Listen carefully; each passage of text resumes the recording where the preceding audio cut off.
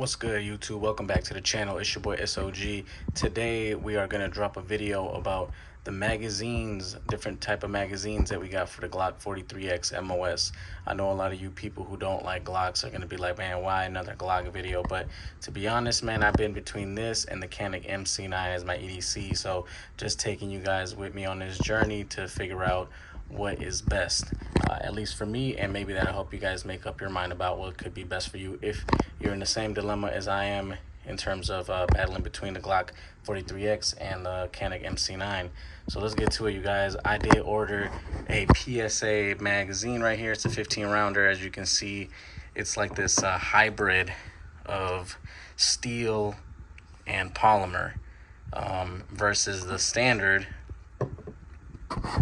Glock magazine. That's a 10 rounder. So as you can see there, 10 and 15. This is PSA's micro Dagger 15 round magazine, and this is the factory Glock 43x MOS 10 round magazine. So what PSA did was they removed or shaved down, it looks like, a bunch of that polymer off of the sides and just left it with a little bit up front, just enough to catch on the mag release, on the mag release here. So you don't have to switch that out to a metal mag release or steel mag release or whatever, like you do have to with what's it called, those other rounds or the other magazines. Oh man, I forgot the name. The Shield Arms magazines. You don't got to do that with the PSA magazine as you would with the Shield Arm magazines. And that's a huge plus, because not only would you have to give up using the stock magazines for this gun in order to run the Shield Arm magazines, but you'd also have to invest in a new mag release that would go along with that magazine, the steel magazine or metal magazine or whatever it is. But I didn't even bother with those because I seen the Gen 1s, the Gen 2s, even a lot of the Gen 3s have been trashed. They've been garbage, kind of a 50-50 with those, and I'm not willing to put my life on the line with that. But when I heard about the PSA coming out with that 15 round magazine for their gun, I was interested, because PSA puts out some pretty good stuff, and at a good price too. So I knew that I'd get my hands on one of these, and it's been a while. They've been out of stock for so long, but I finally got my hands on one, and here it is. I'll be honest with you guys, I haven't shot it yet, so I can't describe the functionality part of it, but this is just the intro. I will have another video showing that part of it, making sure it's cycling through okay, it's locking back okay, that everything is going all right. But for now, I just want to show you the differences between these two magazines and how they look. And just as a bonus, I'm going to compare it to the 15 round magazine that goes into the Canik MC9 to show you guys a little bit of how that looks, of the 15 round versus 15 round comparison on the two firearms. So initially, and I do have the MC9 right here. Initially though, you guys knew that, man, I was geeked over getting this, and when I got it, I didn't find it as good as I thought it was, and then I ended up actually liking it again. Then I had issues with it, and then I was again kind of back and forth between these two.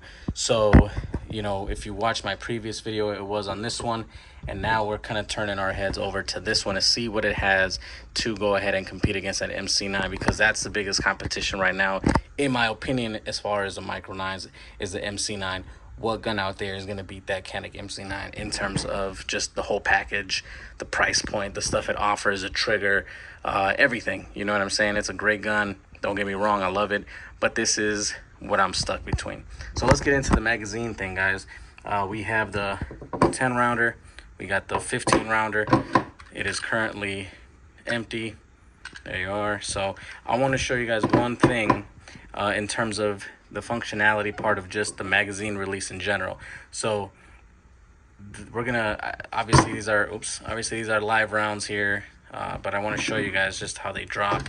So we'll insert that there, and then I want to show you guys, just see how that gets a little bit caught up there, similar to the MC9, but it does end up dropping out. But now if we throw this one in there, and that just drops freely. So it could be the added weight of the 5 extra rounds, or it could just be the fact that they slimmed down this back side and the two sides, the majority of the sides. I don't know, but I do like the fact that that slides out way easier. And this is, like I said, a factory magazine release. So I didn't mess with it. I didn't switch it. I didn't do anything with it. All I did was throw this magazine in there, loaded it up with 15. This one's loaded up with 10. And I noticed that right away, because that was an issue with the Canik MC9. The fact that the magazine would not release the mags, or the mag release would not release the mags. I have trouble even saying to myself, my own head, the number of years. I no more think of myself as being as old as I am than fly. And then I found out the Glock kind of did it with it, but it was a lot better than the MC9, no questions asked. Just as a bonus here, actually, you guys see the Glock's got the Talon grips, black rubber, and then the MC9 has the handle it grip edge, or sorry, not the edge, but the handle it grip, black rubber. So they're honestly very, very similar in texture. I know I'm off topic here, but you know, I just thought I'd show you guys this, because a lot of people are like, well, what's better? Honestly, it's like the same exact thing. Personally, I think you get a much better deal with handle it grips. You get more for the money, and it's a little bit cheaper. But quality, I'm gonna have to give it to Talon grips. I think from now on I'm gonna stick to Talon grips, and I don't know, at least for the black rubber, I like it better. It fits better. The fitment is much more on point than with the handle grips. Anyway, back to this magazine video. So yeah, so the magazine drop, I think this one obviously gets the win. Obviously the capacity of this one gets the win. I can't wait to shoot it, man. I'm so excited to take it out to the range and show you guys what this thing can do. I've seen a couple other people online who have already shot with it and have no issues, so there haven't really been any issues reported. So I'm really psyched. I'm glad I ended up pulling the trigger and actually buying this magazine. So I want to show you guys here, let's put this one in, the difference with that's the 10 round magazine in that one. Here we got the 15 rounder in the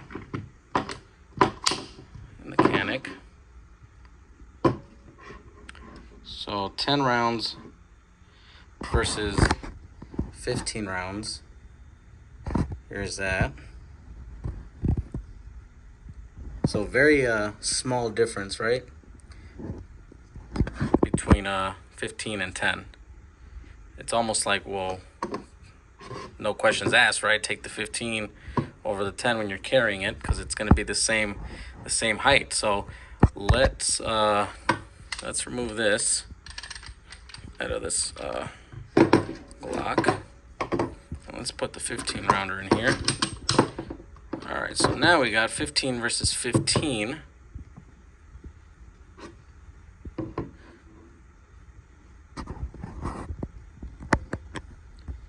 And look at that. That's a win for Glock right there. I think it's just part of the grip, but I mean, it's not much, but it's something. Every little bit counts, you know what I mean? So for me, that's a plus for Glock, or PSA, however you want to look at it. Now, in terms of the looks, I don't know if I'm a fan of this look yet or not, but you can kind of, I mean, it looks kind of cool, but I'm not a big, actually, that looks pretty good, actually. I do like that. I don't know, you guys let me know in the comments what you guys think of that. But yeah, I'll be posting up some more videos on this in terms of functionality and in terms of longevity, because I'll be putting up videos continuously. I'll put some up with 500 rounds, 1,000 rounds, make sure there's no hiccups, make sure everything is still functioning properly. So make sure there's no rust like on the P365s. But I think it should be good, man. I'm real excited. I'll keep you guys posted, and we will be dropping more videos here soon, comparing the Canik MC9 again with the, here we go. Come on. Comparing the MC9 with the Glock 43x MOS. Now I do have new sights coming in for this thing. Actually, I talked to Glock because I had an issue with this, and I didn't have it on camera because I figured so many people have videos on the Glock 43x that I didn't want to post a bunch of these videos and stuff. But man, if you guys have been following me, you guys know I bought this just right before I bought the Canik, and I shot it, and it was nice, it was good, whatever. But for some reason, it was shooting super low, and at like 7 yards, it was shooting low. And I contacted Glock. Great customer service, by the way. Shout out to Mark, you did a great job, man. Get back to me ASAP. Literally the moment I would email, I'd get a response. But anyways, so I contacted him, told him about the issue, and he did not hesitate in sending me out some different sights for this. And one of the things I didn't know, if you look on that rear sight, you see that one line notch there. Sorry about the focus, but yeah, that one notch apparently means that it's a certain height. And the one I had on there before that one had a long line up top and a small line on the bottom. And that was apparently, it meant it was a 6.1 in height. And man, see, that won't even come out of there. There we go. Jesus. Anyways, it meant that it was a 6.1 in height. And this one they sent me is a 6.5. It's more of a standard size versus the, I think they call it the, oh man, what do they call it? Combat cut or combat height or whatever it's called. But anyway, I'm excited to try that. I switched it out. I'll try that out, see if that shoots a little bit more accurate. And I think, honestly, I'm not a big fan of doing too much to my EDC, but the grip was nice to have. I don't need it, but it was nice to have. The 15-round mag, I felt like that was kind of a must to compete with the rest of the guns, at least with the rest of the Micro 9s. The sights don't bother me, but I don't plan on putting a light on this, so I might just get at least some night sights. If you guys know of any good night sights you would recommend, man, shoot them in the comments. I'm not a huge, Glock guy, so I don't know too much about them. It's crazy, man, that Glock has been around for so long, and the Glock 19, the 17, all those models and stuff like that, the 26, they have so many different attachments and accessories and stuff. But the 43x, the slim line, or the EDC of the Glocks, just don't really have much options in terms of capacity or magazine differences. I don't know, just that kind of sits weird with me that they would make this and not make many options for capacity and stuff like that. But I mean, even the Glock performance trigger doesn't even fit this, at least not that I know of. If anybody knows any different, let me know. But I think that's only for all the other Glocks except for the EDC, or the one that's meant for EDC, for concealing. So I'm hoping they come out with that, because that is one thing I hate about this, is the trigger. The feel of this trigger is, man, I'm not a big fan. And not like the pull weight or the brake or the reset. No, I'm talking about literally the feel of the trigger, like the ridges on the trigger.